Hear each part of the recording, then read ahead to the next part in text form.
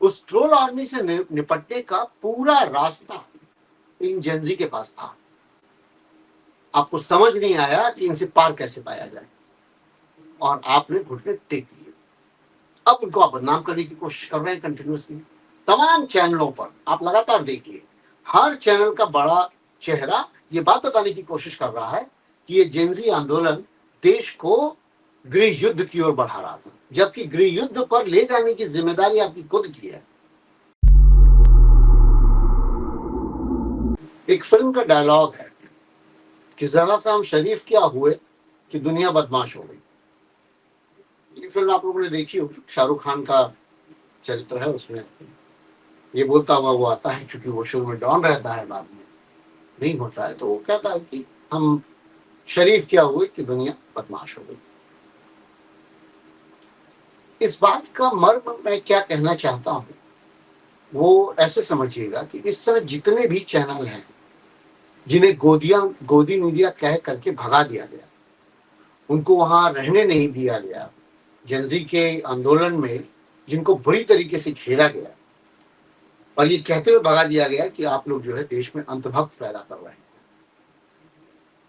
इस समय सारी मीडिया सिर्फ और सिर्फ इसी पॉइंट को लेकर के, इस आंदोलन में क्या था, कैसे हुआ, क्यों हुआ, इन सब पर चर्चा हो रही है।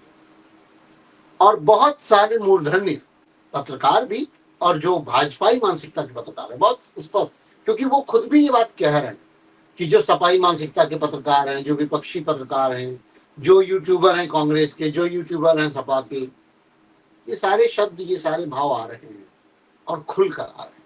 बहुत बढ़िया, कम से कम नग्नता के साथ ये सच सबके सामने आ तो रहा है। इस आंदोलन में कुछ और किया हो या ना किया हो, ये काम बहुत महत्वपूर्ण किया है कि इस आंदोलन के बाद ये विमर्श साफ साफ दिख रहा है कि लोग कैसे सोचते हैं। अब क्या है कि छिपाओ बराव नहीं रहेगा। बीते 10 सालों से जो मीडिया कर रही थी, वो मीडिया इस समय अपने अस्तित्व को बचाने के लिए, अपनी वैचारिकी को बचाने के लिए संघर्ष कर रही है। जेनजी ने उनको भीतर तक हिला दिया है, रीढ़ की हड्डी हिला दी। आप ये सोचिए कि अगर ये चर्चा हो रही हो बैठ करके कि ये जेनजी जो है निहायत घटिया है, उसके शब्द बहुत घटिया हैं, गालियों, अब्यूजिव लैंग्वेजेस, इन सब के बारे में बात हो रही हो, जब उनके बारे में ये बात हो रही हो कि सुबह कुछ और सोचते हैं, शाम कुछ और सोचते हैं,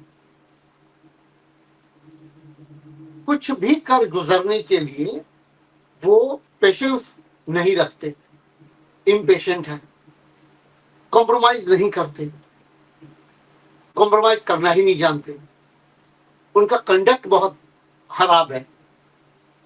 इन सब बातों पर जब चर्चा हो रही होती है तब आप ये भूल जाते हैं कि जब आप खुद युवा थे, जब आप खुद यंग थे, यंग का मतलब 12, 14, 15, 16 साल, तब आप क्या थे।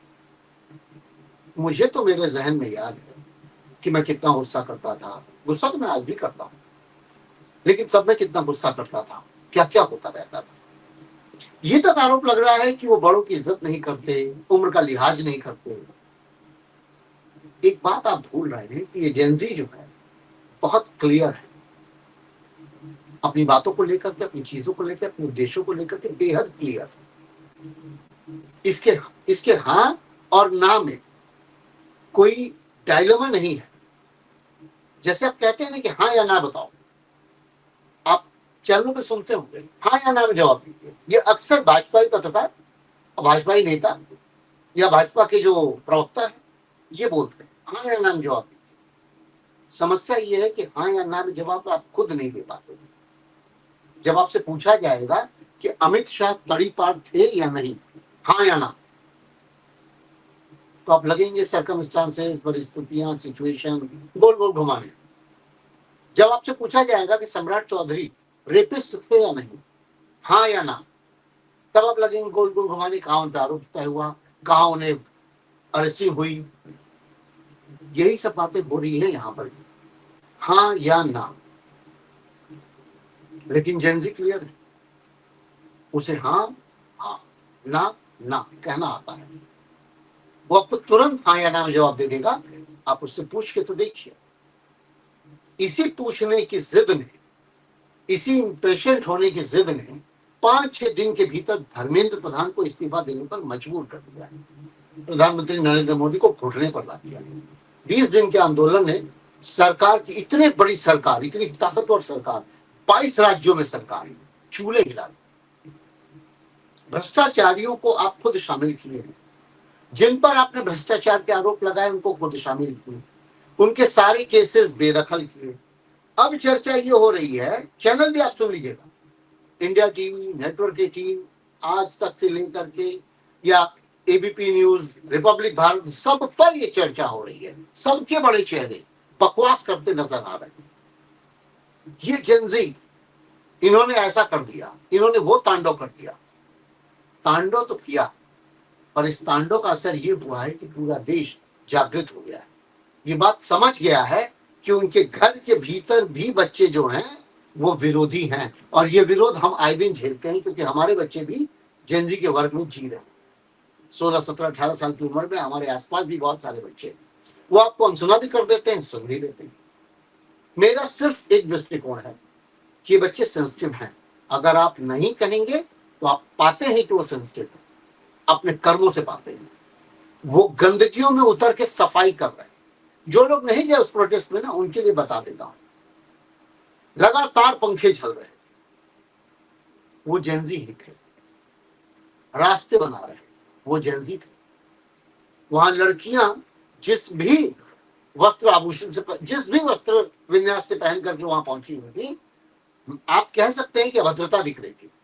उनके लिए कोई अभद्रता नहीं थी, उनका सामान्य व्यवहार, उनको इसमें कोई दिक्कत या कोई परेशानी नजर आ ही नहीं रही थी। आप डर रहे, पर वो नहीं डर रहे। लड़के लड़कियां साथ घूम रहे, आरोप लगा रहे हैं कि वो पीछे जाके बीप्स पी रहे थे, ड्रग्स ले रहे थे, ये कर रहे थे, वो कर रहे थे। रोकने की जिम्मेदारी किसकी है? ड्रग्स अगर ले रहे थे और ड्रग्स मिल रहा था तो ये रोक, इतनी पुलिस फोर्स, कितनी 85,000 पुलिस फोर्स, कहां की? कश्मीर से, आईटीबीपी से, आरएएफ, पीएसी, मतलब आप समझ रहे, दिल्ली पुलिस भारी पड़ी थी। पर आप ये नहीं समझ पा रहे कि वो बीट्स पहनने वाले बच्चों को या ड्रग्स लेने वाले बच्चों को आप चिन्हित भी नहीं कर पा रहे। पता नहीं कहां से आप रिपोर्टिंग कर रहे हैं। और रही बात सिगरेट की, तो आपको नहीं पता कि आपके कार्यालय में, आपके ऑफिस में, आपकी यूनिवर्सिटीज में, कॉलेजेस में किस किस उम्र के बच्चे कब से पी रहे हैं। मैं एक छोटा सा वाकया बताता हूँ। 1996 में मैं दिल्ली आया, 1996 में, यही आईटीयू के पास कॉलेज था, इंडियन आर्किटेक्चर, कुछ आर्किटेक्ट पर ही कुछ कॉलेज था वो, और उसमें आर्किटेक्ट इंजीनियरिंग की पढ़ाई हो रही थी। उस कॉलेज में एक मित्र थे मेरे, तो उनके पास गया था। उनके पास पहुंचा तो हुआ क्या कि मैं ऐसे ही बैठा हुआ था, और तब मैं लिकर तो छोड़िए, कुछ भी लेता ही नहीं था, टी टॉटलर कहलाता था। आज की डेट में तो नहीं, लेकिन उस समय था। और मुझे लगता है कि 2010-11 तक मैं ऐसा ही था। मेरे सामने के टेबल पर इंजीनियरिंग 4th ईयर की लड़की रही होगी। अब चूंकि उस समय तो बच्ची कह नहीं सकता, उस समय मेरी उम्र भी वही थी। तो वो लड़की वो सामने बैठी हुई सिगरेट पी, जो मुझे अच्छा नहीं लग रहा था। मुझे ऐसा लग रहा था कि ये सिगरेट पी रही है, पता नहीं क्या कर रही है। आज की डेट में तो भाई उसकी भी उम्र मेरी बराबर होगी, वो भी 2 बच्चों की माँ ही होगी, लेकिन वो अपने बच्चों को ठीक से संभाल पा रही होगी, ऐसा मुझे अनुमान है। सिगरेट पी रही थी, और साथ में कोल्ड ड्रिंक की बॉटल थी, वो पी रही थी, ड्रिंक थी, कोल्ड ड्रिंक थी। देखते देखते मुझे परेशानी हुई, तो मैंने कहा कि भैया वो जो मेरे साथ में भाई थे, उनसे मैंने कहा कि सिगरेट पी रही है लड़की, इसको समझाना भी चाहिए। बोले तुम्हें समझाना है, जाओ, बड़ी लकड़ी उठाने का मन चाहे उठा लो। हमने कहा कि मतलब आप लोग बोलते हैं? बोले नहीं, हम लोग क्यों बोलेंगे, यहाँ बहुत सारी लड़कियां हैं सिगरेट पीती, बहुत सारी लड़कियां हैं सिगरेट पीती। ये लाइन तब थी 1996 की। उसके पहले भी रहा होगा, क्योंकि हमने दादियों को देखा है बीड़ी पीते। ऐसा तो नहीं कह सकते, हमने बुआओं को देखा है बीड़ी पीते हुए। तो इसलिए ये तो बिल्कुल ना मैं नहीं मानता कि महिलाएं सिगरेट या धूम्रपान या मद्य निषेध नहीं, उनके मद्यपान नहीं करती, ऐसा कोई निषेध नहीं। मेरे से रानी के मैं उठकर उसके पास चला गया, मैंने बोल दिया कि भाई आप सिगरेट पीनी अच्छी नहीं लग रही, अच्छी खासी है आप, और तो वो यूं देखी मुझे और बड़ा स्टाइल से पूछी आप कौन हुआ ही? हमने कहा नहीं मैं तो भैया के साथ हूँ, एक संजय भैया थे, मैंने कहा इनके साथ हूँ मैं बैठा हुआ, और उनके साथ बैठा हुआ हूँ तो ये जाहिर है कि मैंने सोचा कि आपको जरा पूछी लो आप सिगरेट पी रहे, और मैं थोड़ा बेलाप था उस समय भी और आज भी हूँ, मुझे कोई फर्क नहीं पड़ता इस सबसे, लेकिन फिर भी उन्होंने पूछा हुआ यू, बोली कि कोई कंसर्न आपसे मेरा, कोई सम्मान? मैंने कहा नहीं तो बोली कि जब मुझे मेरे पिता नहीं रोकते तो आप कौन? सिर्फ वही बात उठा करके आप आज की डेट में रख दीजिए, आपको पता चल जाएगा कि आज का जेनजी वैसा ही है कुछ कुछ। वहां भी पिता नहीं रोक रहे, यहां भी पिता नहीं रोक पा रहे, वो रोक नहीं पा रहे या रोकते नहीं, ये रोकते नहीं या रोक नहीं पा रहे। आपके पास बहुत सारे उदाहरण अगल बगल दाएं बाएं बहुत मिलेंगे। इम्पेशेंट है, ये बात बिल्कुल फैक्ट है, क्योंकि न्यूक्लियर फैमिली की बात आई, न्यूक्लियर फैमिली में तो बहुत लोग रहे, सिंगल चाइल्ड वाली भी समस्या है, लेकिन बात सिर्फ इतनी नहीं है ना, बात यह है कि वो हमसे ज्यादा क्लियर है, वो हमसे ज्यादा क्रिएटिव है, वो हमसे ज्यादा तेज समझ रहे हैं चीजों को, वो हमसे ज्यादा क्रिस्टल क्लियर पूरी सोसाइटी को देख रहे हैं, उन्हें पता है कि क्या है और क्या हो रहा है, उनके पास रील्स, उनके पास पिक्चर्स, उनके पास तमाम एक्सपोजर, वर्ल्ड वाइड एक्सपोजर रखा हुआ है। हजारों हजार की संख्या में एक कॉन्सर्ट हुआ था अभी इंदिरा गांधी स्टेडियम में दिल्ली में, मेरा ही बेटा गया, 3-3 हजार या 4-4 हजार की टिकट की सीट थी। टिकट खरीदना और बेचना भी इनके लिए सामान्य खेल है, आप टिकट खरीद करके उसको महंगे दाम पर बेच करके और फिर महंगी टिकट ले सकते हैं, ये आप नहीं सोच सकते, पर ये बच्चे करते हैं। ये बच्चे अभी से छोटे मोटे बिजनेस जैसे हल्के फुल्के आपस में करते हैं।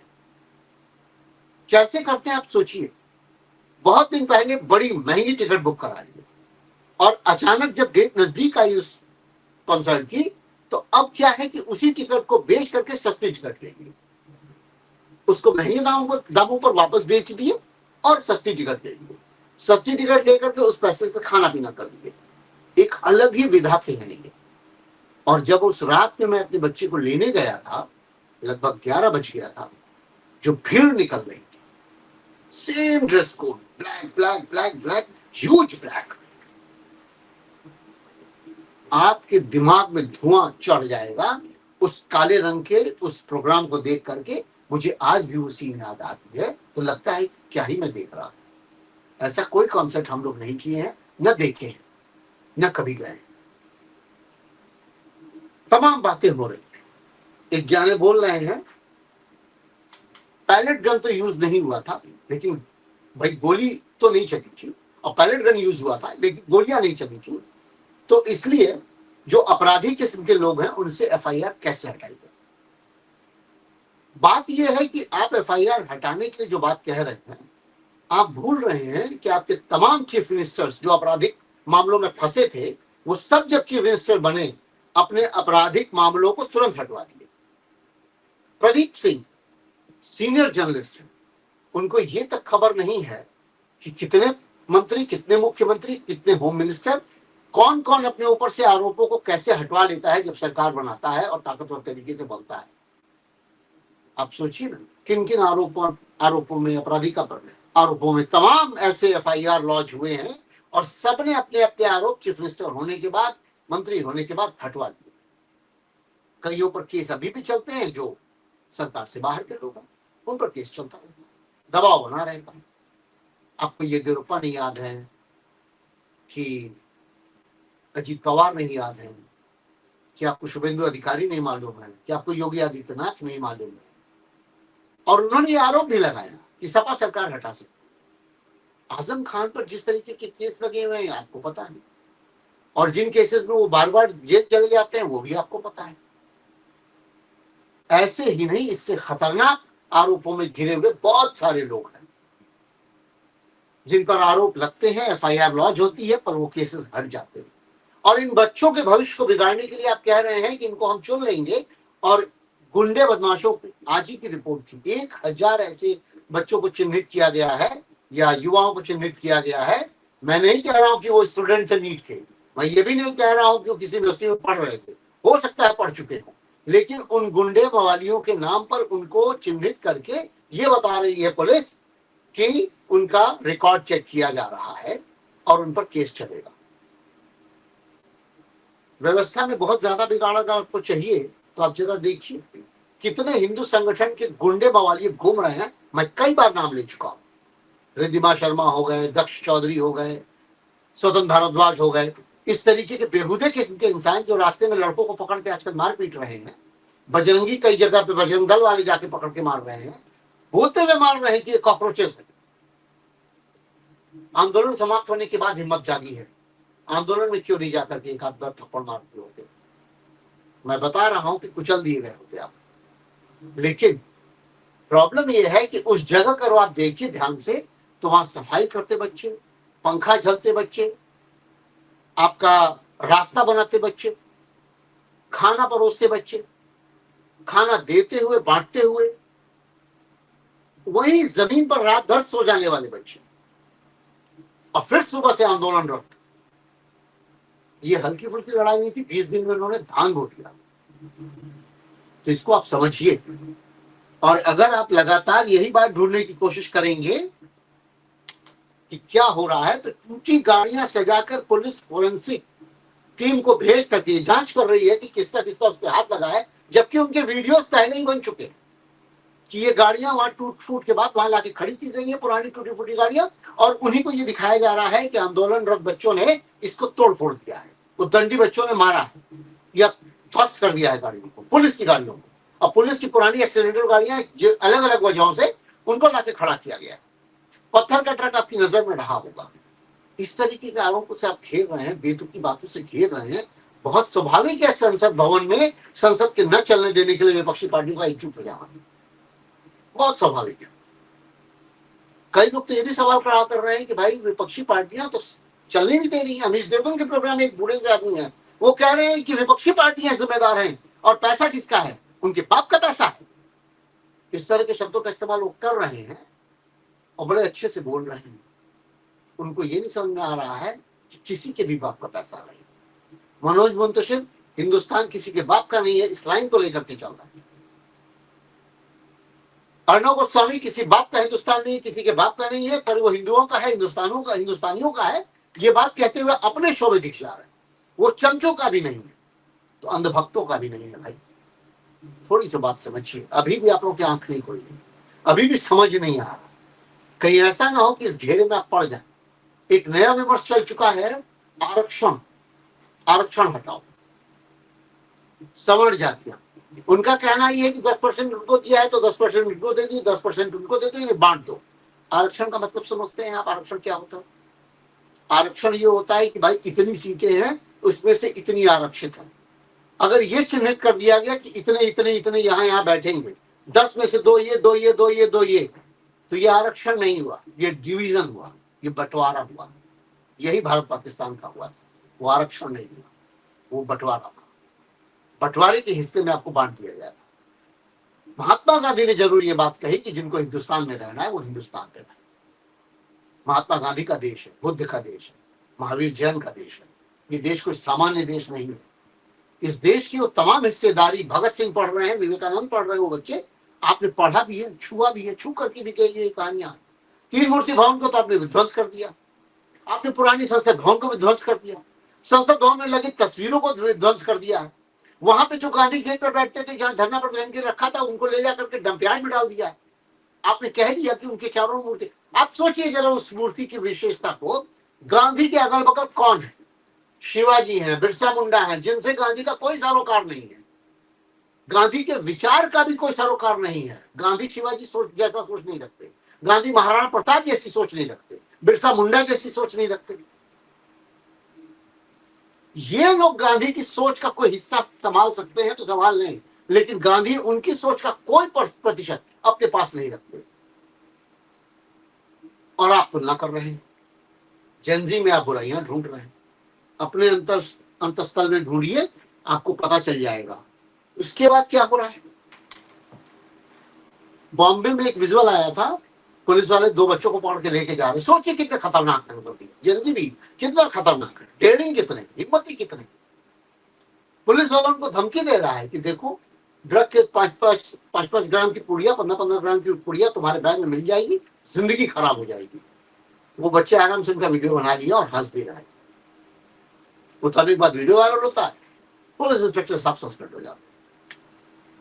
थोड़ा बच के रहिए, इन बच्चों ने जो जो वीडियो बनाए होंगे वो आपके भी हलक में फंस जाएगा हड्डी की तरह। तो इसको तो थोड़ा ध्यान रखना पड़ेगा।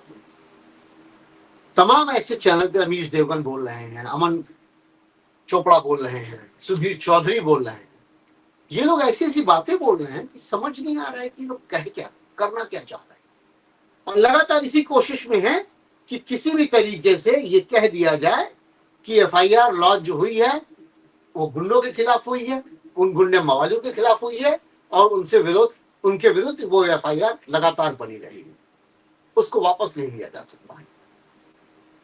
कई सारी बातें आप देखिए तो आपको पता चल रहा है कि क्या क्या चल रहा है। कोई मोहतरमा है, वो अलग ही राह अलाप रही है। वो कह रही है कि भाई जेनजी ने तो पूरा स्ट्रक्चर ही बिगाड़ दिया है, हमारे समाज में सभ्यता, संस्कृति, इन सब चीजों का अवहेलना कर रही है। जबकि मैं ऐसा मानता हूं कि जेनजी वास्तव में सेंसिटिव है, अपने विचारों के अलावा अपने बड़ों, अपने छोटों, इन सब के प्रति सेंसिटिव। काफी हद तक वो प्रेम बांट रहा है। उसे ये भी क्लियर है भाई, नाराजगी है तो नाराजगी जता देना, उसे किसी बात पर प्रॉब्लम हो रही है, गुरेज हो रही तो हटा देना।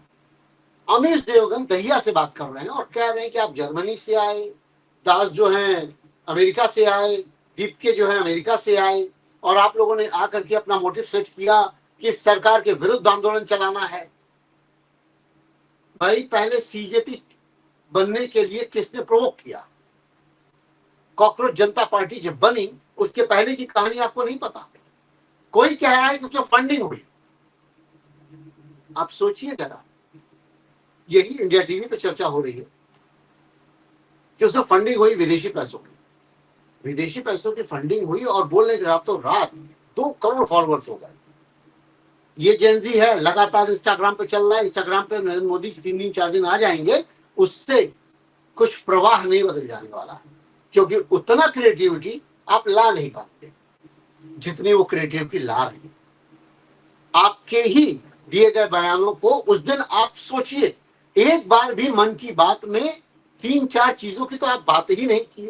बेशर्मी अलग थी, प्रधान की बात आप नहीं किए, नीट पेपर लीक की बात आप नहीं किए, परीक्षा पे चर्चा करते हैं उसकी बात नहीं किए, आपने ये बात तक नहीं की कि कॉकरोच आंदोलन जो है उसमें कैसे आपको जो है सहयोगी भूमिका निभानी चाहिए थी, कैसे आप देश हित के बारे में सोचते। आपको तो लगातार एक ही चीज देखनी थी, बांटो राज करो। बीते 12 सालों में आप यही कर रहे थे। दुर्व्यवस्था ये है कि अमीश देवगन ये साबित करना चाह रहे थे कि भाई ये जो आंदोलन था ये सोची समझी रणनीति के तहत था, और इसका बैक पॉइंट या बैकअप कोई और कर रहा था। जबकि पहले दिन से ये बात क्लियर हो रही थी कि सीजेपी को आने देने, जंतर मंतर पे बैठने देने, इतनी आसानी से परमिशन मिलने के पीछे खुद बीजेपी शामिल थी। वो प्रेशर कुकर में बनी हुई गैस को रिलीज कर रही थी जो देश भर में प्लूम बना हुआ था। 2019 को फिर से याद दिला देता हूं, उसी समय विरोधी लहर चल रही थी देश में कि सरकार को वापस कुछ मिलेगा या नहीं मिलेगा, लेकिन तब तक हो गया पुलवामा। अब पुलवामा की घटना पर कंधे पर बैठ करके पूरे देश भर में वोट मांगते फिरे महान प्रधानमंत्री नरेंद्र मोदी, जो नेहरू को पीछे छोड़ दिए। ना अपने कर्म से छोड़े, ना अपने कार्य से छोड़े, ना विकास से छोड़े। विकास की भी बात सुन ली, कितनी सड़कें टूट गई।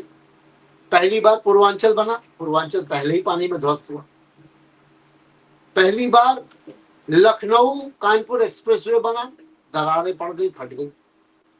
पहली बार देहरादून में पुल बना जो जोड़ने के लिए बना, देहरादून टू दिल्ली लिंक को, वो पूरा का पूरा बीच में इतना बड़ा पेट्रोल बन गया कि पूरा ध्वस्त हो गया, सड़क का हिस्सा है। पहली बार पिथौरागढ़ में एयरपोर्ट बना था, एयरपोर्ट बह गया था पहली बारिश में। ये पहली बारिश से ठीक पहले कोई चीज बनती है और बारिश के बाद वो बह जाती है। मुझे इसका समझ नहीं आता कि ये कैसे होता है। 4,200 करोड़, 500 करोड़, 1,000 करोड़, 2,000 करोड़, 9,000 करोड़, मुंबई टू दिल्ली, दिल्ली टू मुंबई, ये रोड बनी, इसका पुल बह गया। आपको याद होगा पूर्वांचल के बाद यहाँ जो आपका गंगा एक्सप्रेसवे बना, वो भी पानी में ध्वस्त हुआ। कितनी जगह पर इनके इस भ्रष्टाचार को उजागर किया जाए, पानी की टंकियां बहती मिली है, टूटती मिली है। किसी को कोई फर्क पड़ता हो तो पड़े, सरकार को कोई फर्क नहीं पड़ता। ये सारी मीडिया इस समय अपनी इज्जत बचा रही है, लंगोटी खींच ली गई। और किस तरीके से अपने आप को चीर हरण से बचाना चाह रही है मीडिया, इसी वजह से ये जनजी को घेर, जनजी को घेरिए आप जरूर, घेर नहीं पाएंगे, क्योंकि लाखों लाख मीम बना रहे हैं वो। आप जब तक एक मीम डालते हैं तब तक आपके ऊपर मीम से मीम साफ हो जाता है। अब क्रोनोलॉजी समझाता हूं क्यों हारी सरकार। जब किसान आए तो किसानों को आपने आतंकी ठहराया, खालिस्तानी ठहराया, कनाडा से फंडिंग समझाया, अमेरिकी से फंडिंग, अमेरिका फंडिंग समझाया, काजू किशमिश ये सब बता दिखा दिखा करके तमाम मीडिया ने दिखाने की कोशिश की कि ये लोग जो है ऐसा कर रहे हैं। उन्होंने भी प्रधानमंत्री का पुतला बनाकर उसको फांसी पर लटका दिया था, इसीलिए आपने खालिस्तान बता दिया। तमाम ऐसी बातें उजागर की। 1.5 साल तक, 400 दिन तक चलता रहा वो आंदोलन। तब जाके कहीं आप वो ब्लैक लिस्टेड कानून जो है, काले बिल, वापस ले पाएंगे। शाहीन बाग चला, शुद्ध पाकिस्तानी, शुद्ध पाकिस्तानी आंदोलन, देश के मुसलमान पाकिस्तानी आंदोलन। शाहीन बाग पर एनआरसी और सीएए के जो विरुद्ध भयंकर तरीके का वो हुआ, शर्जील इमाम और जो 2 लोग फंसे हुए हैं, तमाम वो बातें 2020 के दिल्ली के दंगे की बातें आते हैं। ये सारी चीजें हुई, लेकिन आंदोलन को आपने ध्वस्त इस नाम पर किया कि आतंकी फंडिंग है, पाकिस्तानी फंडिंग है, पाकिस्तान से आए हुए लोग हैं। तमाम मीडिया वहां जाकर, सुधीर चौधरी, दीपक चौरसिया, सब लोग जा जाकर के वहां यही बता रहे थे ढूंढ ढूंढ के कि पाकिस्तान से चलाया जा रहा आंदोलन। उस आंदोलन की आपने हवा निकाली। आपको ये मजाक लगने लगा। जब जंगलों में बचाने के लिए आदिवासी आए तो उनको आपने नक्सलाइट बता दिया, गोलियों से मारा, हंटरों से मारा। पानी में जब आदिवासी कूदे तो उनको भी आप नक्सल बता दिए, उनको भी आप उग्रवादी बता दिए, उनको भी उठा ले। उत्तराखंड में जब विरोध हुआ जंगल के लिए, मध्य प्रदेश में जब विरोध हुआ जंगल के लिए, हसदेव जंगल के लिए, तब भी आपने ये बता दिया कि विकास नहीं चाहते लोग। अंडमान निकोबार में जब राहुल गांधी जी आकर के कुछ बोलने को कोशिश की कि यहाँ पे आप पूरी जो नेचुरल सिचुएशन है, या जिसे कहते हैं कि वानिकी या परिस्थिति, उसमें आप बदलाव ला देंगे इस तरह की कि किसी भी वहां पे प्रोजेक्ट को लगा करके, तो आपने राहुल गांधी को भी देश विरोधी बता दिया। जो कोई भी आपके खिलाफ बोला आपने उस सबको देश विरोधी बता दिया। आपकी ट्रोल आर्मी कंटिन्यूअसली विहंगम, बड़ी भयंकर, बेहुदा, एकदम अनएक्सपेक्टेड गालियां आपके लोगों को मतलब भेजती हैं। अगर आप कुछ बोल रहे होते हैं तो धुआंधार गालियां आ रही होती। कई लोग सोशल मीडिया छोड़ के हट जाते थे और फिर ट्रोल किया जाता था कि देखो भाग गए। माँ बहन, आपके जन्म को लेकर के, आपके डीएनए को लेकर के सब कुछ कह दिया जाता था। ये ट्रोल आर्मी की देन थी। इस ट्रोल आर्मी का जवाब ही जेनजी निकला। वहां पर भी आप यही करते थे, यहां आप फंस गए। स्टूडेंट्स को क्या बताएं? पाकिस्तानी बताने की कोशिश की है, फंस गए। आतंकवादी बताने की कोशिश की है, फंस गए, क्योंकि आपके घरों से निकले बच्चे थे। जैसे ही आप उग्रवादी बताने की कोशिश की है, खालिस्तानी बताने की कोशिश की है, फंस गए, क्योंकि वहां सारे के सारे बच्चे वही थे जो जेएनयू और दिल्ली यूनिवर्सिटी से थे। इनके वाइस चांसलर तक अपने शब्दों में कह के निकल गए अगले दिन कि बच्चे वहां न जाएं प्रोटेस्ट पर, वरना अपनी खैर नहीं या उनका अपना करियर देख लें। बच्चे वहां बोलते नजर आए कि वो होते कौन है मना करने वाले। और ये आंदोलन आपको समझ नहीं आया। एलआईयू की रिपोर्ट दे रहे हैं, बड़े बड़े चैनलों पर ये बता रहे हैं कि वहां आत्मदाह का प्रयास होने वाला था। देश में बहुत भयंकर विरोधी ताकतें जन्म लेने वाली थी।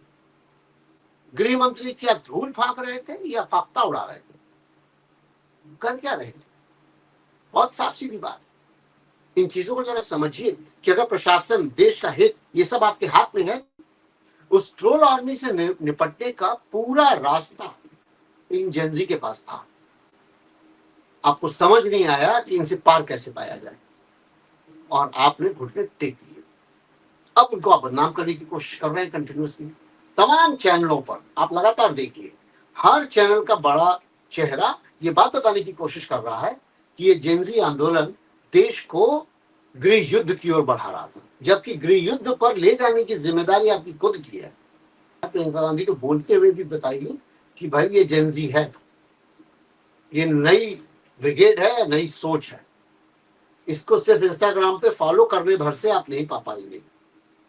आपको बहुत कुछ चाहिए, बहुत सारी चीजें चाहिए। प्रियंका गांधी सामने मजाक उड़ाते हुए बात बोल रही हैं और प्रधानमंत्री को घेरी हैं कि सिर्फ इंस्टाग्राम पे आ जाने से ये काबू में नहीं आएंगे। इनके हक हुकूक की बात करिए, इनके लिए चिंता करिए, इनके लिए वजह बनिए कि आप सरकार बेहतर चला पाए। ये नई चुनौती है। ऐसी खबरों के लिए देखते रहिए न्यूज़ दशा। नमस्कार। और आप हमसे जुड़े रहने के लिए सब्सक्राइब करें YouTube पर, फॉलो करें Twitter पर और लाइक करें Facebook पर। और ज्यादा जानकारी के लिए आपको टाइप करना होगा सिर्फ न्यूज़ नशा।